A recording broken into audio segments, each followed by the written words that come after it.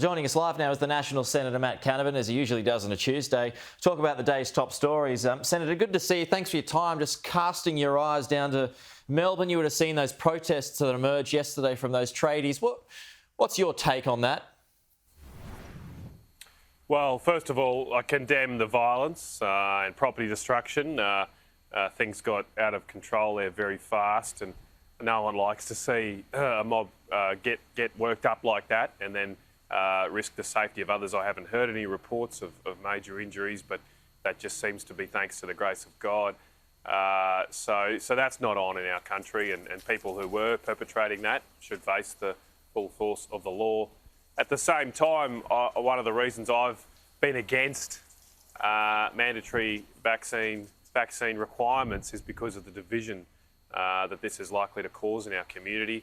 I don't want to divide Australians into different types. I don't think we need to. We are reaching very high vaccination rates without the need for compulsion. So I just think we should give freedom a chance, give free choice a chance, and I think we'll get there before we rush to have some kind of police state for medical purposes. Bill Shorten this morning referred to people as man-baby Nazis who were involved yesterday. Even John Setka suggested that they weren't all tradies. Some people, and in particular some right-wing elements, may have been just stealing for a fight. Do you accept that is the case and that is a real issue that's happening right now? What I believe, Peter, is I don't think Bill Shorten or John Setka have any idea who those people were. And their desperate mudslinging this morning is just to try and make sure their left is not in the gun. I mean, can't we just condemn the behaviour? I mean, it doesn't matter if they're from the left or the right, the centre or down below.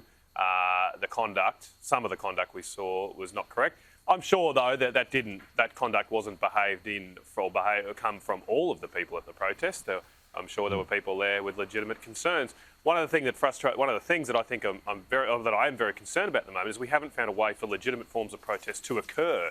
We're finding ways for other things to occur, like football games or events, pubs and clubs to open up. But surely a democratic right to protest our own governments is also something that we should make sure we can safely do even during a pandemic. But the complete crushing of any kind of sentiment against a government, I think that's a dangerous precedent to be setting, because governments in this country should be up for criticism. And yes, union officials should be up for criticism as well. Legitimate peaceful protests are something that should be allowed to happen. Righto. Senator, the Prime Minister's about to arrive in the United States very shortly, so I just thought I'd ask you about a couple of issues that may well come about during his time there. First of all, are you expecting any new commitments in climate? Because he is expected to meet with, Joe Biden tomorrow and John Kerry as well.